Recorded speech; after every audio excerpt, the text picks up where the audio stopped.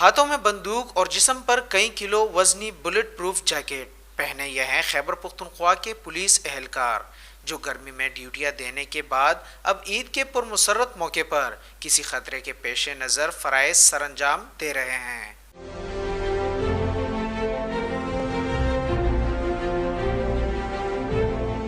ईद के रोज़ जहां लोग अपने प्यारों के साथ ईद की खुशियां मना रहे हैं, तो वहां दूसरी तरफ पुलिस एहलकार ने भी आवाम की जान और माल के तहफ़्फ़ुज़ के लिए खिदमात अंजाम देने के लिए कमर बस्ता खड़े हैं। कहते हैं अपने फ़र्ज़ की खातिर ज़ाती खुशियाँ कुर्बान करनी पड़ती है। हमारे लिए फ़ख्र की बात है कि अल्लाह ताला ने हमको इस ड्यूटी पे मामूर किया है कि लोगों की हिफाजत करते हैं और इबादत भी करते हैं। हमें दोनों चीज़ों का सिला मिलना है।